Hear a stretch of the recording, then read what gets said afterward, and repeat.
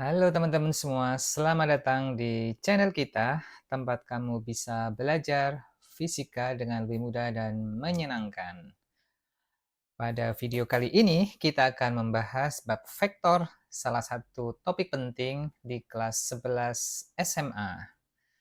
Kita akan bahas mulai dari pengertian dasar, perbedaannya dengan skalar, dan besaran vektor dan skalar, kemudian cara menggambarkannya, sampai bagaimana cara menjumlahkannya. Sebelum kita masuk ke definisi, coba bayangkan saat kamu menggunakan GPS yang ada di ponselmu. GPS memberitahumu arah dan jarak menuju tujuan. Nah, itu semua melibatkan vektor. Karena informasi seperti arah dan besar perpindahan sangatlah penting. Dengan menggunakan GPS, kita dapat menentukan hal tersebut. Oke, nah berikutnya kita akan membahas mulai dari perbedaan antara besaran skalar dan vektor. Secara sederhana, besaran skalar memberikan informasi nilai saja. Contohnya adalah massa jenis, luas, volume, jarak, usaha, energi, dan daya.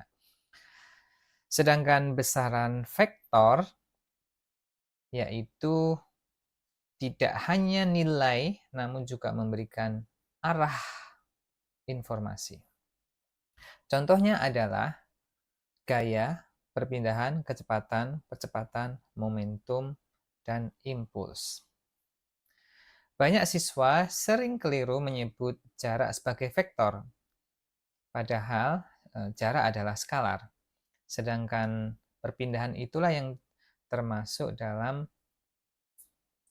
satuan vektor. Baik, nah sekarang adalah apakah besaran yang terukur pada alat ukur di samping termasuk besaran skalar? Nah, teman-teman, ilustrasi gambar di sini merupakan speedometer. Nah, ini merupakan jawabannya adalah besaran skalar, ya, karena tidak ada informasi tentang arah kemana. Nah, sebelum kita memperdalam cara menggambar vektor, beberapa hal yang perlu menjadi catatan sebagai berikut. Yang pertama adalah untuk merepresentasikan suatu variabel adalah besaran vektor, di banyak referensi menggunakan anak panah bagian atas huruf tersebut.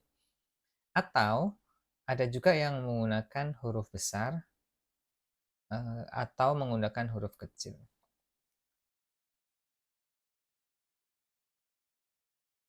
Nah, ini adalah ilustrasi yang menggambarkan tentang menggambarkan vektor. Ada dua titik, yaitu titik P dan titik Q. Titik P kita sebut sebagai ekor, sedangkan titik Q adalah kepala. Nah, sepanjang pendeknya anak panah ini mewakili besarnya suatu vektor. Sedangkan arah itu biasanya referensinya dari arah horizontal.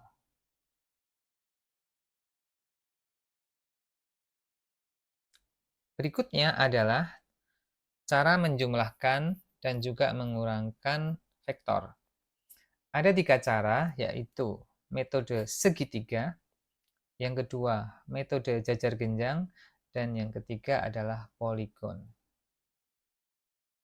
Kita akan mulai dari metode yang pertama. Langkah-langkahnya adalah sebagai berikut. Yang pertama, teman-teman bisa menyiapkan alat tulis, pensil, dan juga penggaris di atas kertas. Gambarlah suatu vektor A dengan panjang tertentu.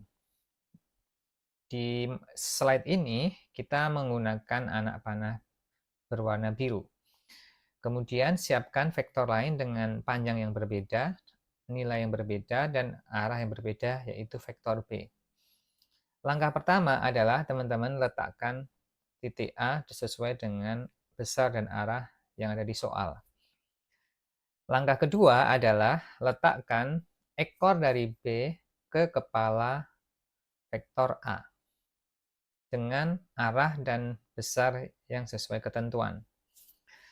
Nah, langkah terakhir adalah teman-teman tarik garis dari ekor A ke kepala B. Dalam hal ini diwakili oleh anak panah berwarna merah. Nah, ini adalah hasil penjumlahan dari vektor A dan B menggunakan metode segitiga. Metode yang kedua yaitu jajar genjang. Jajar genjang hampir mirip dengan vektor cara metode yang pertama yaitu segitiga. Langkah pertama tentu sama halnya dengan metode segitiga, yaitu teman-teman menggambarkan besar vektor A dan vektor B sesuai dengan ketentuan soal.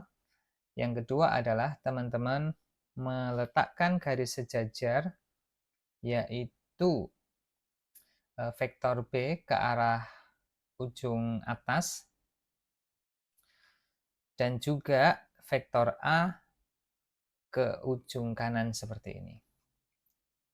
Jadi kalau kita ikuti step di sini adalah kita melukis A dan B di satu titik dahulu ya, yaitu titik O sebagai referensi, original reference atau titik tangkap.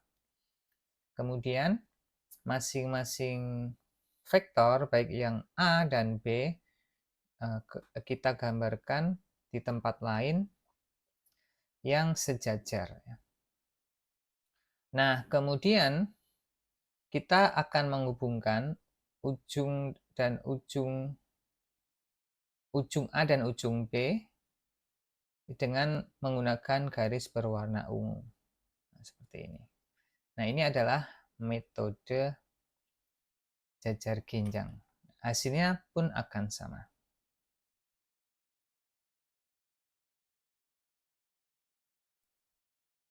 Oke, nah ini adalah penjelasan lebih atau lanjutan dari jajar genjang.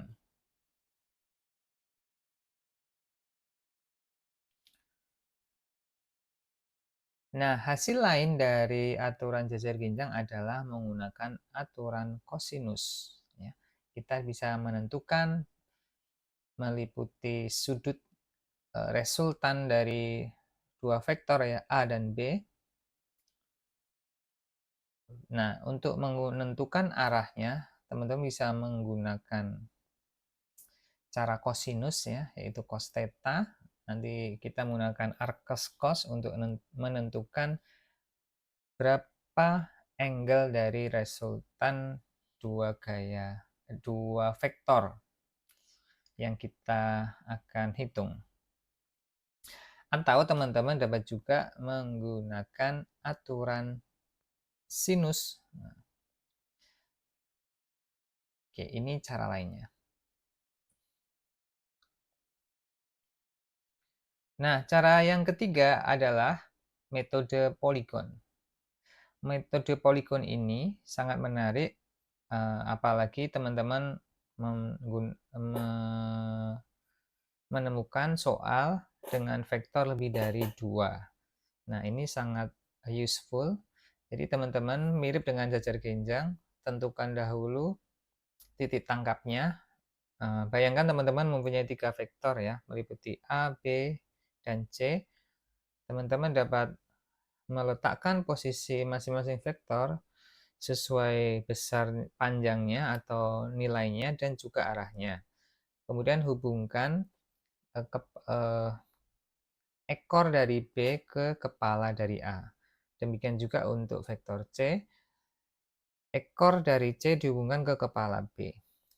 Nah, pada akhirnya teman-teman dapat membuat garis baru. Dari slide ini adalah warna merah, yaitu dari ujung pangkal atau titik tangkap dalam slide ini ke hasil akhir dari vektor C. Nah, ini adalah hasil akhirnya warna merah. Nah, apabila teman-teman sudah mendapatkan resultan vektor, setiap vektor itu dapat diuraikan. Maka pada bagian ini teman-teman akan menguraikan vektor, atau istilah kerennya adalah komponen vektor. Baik, nah misalkan teman-teman mempunyai resultan vektor yaitu A, maka vektor A ini dengan sudutnya misalkan alfa, perhatikan alfa di sini yaitu dari anak panah biru ke anak panah merah.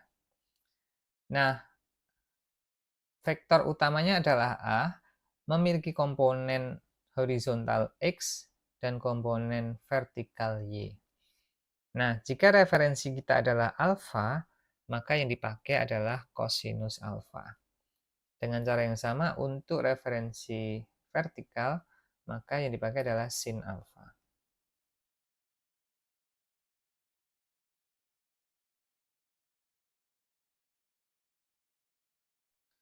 Oke, next slide ini menjelaskan tentang resultan dari vektor komponen vektor tadi, yaitu besarnya vektor totalnya, yaitu komponen X dikuadratkan, ditambah komponen Y dikuadratkan. Nanti teman-teman bisa mencari akarnya. Sama halnya untuk menentukan sudut, kita dapat menggunakan aturan tangen theta misalkan, atau tangen alfa ya dalam konteks sebelumnya. Baik, sebelumnya kita sudah membahas tentang menjumlahkan atau mengurangkan suatu vektor ya, atau resultan suatu vektor. Pada akhirnya kita harus menentukan nilainya dan juga arahnya. Baik, nah dalam slide ini kita akan berbagi tentang perkalian. Nah, vektor itu ada dua jenis perkalian, yaitu dot product dan cross product. Dot product akan menghasilkan besaran baru yang dikategorikan sebagai besaran skalar, sedangkan cross product akan dihasilkan vektor baru yang merupakan besaran vektor. Jadi sama-sama vektor jika dikalikan secara dot akan berbeda dengan dua vektor yang dikalikan secara cross. Nah, formula yang ada di slide sebagai berikut.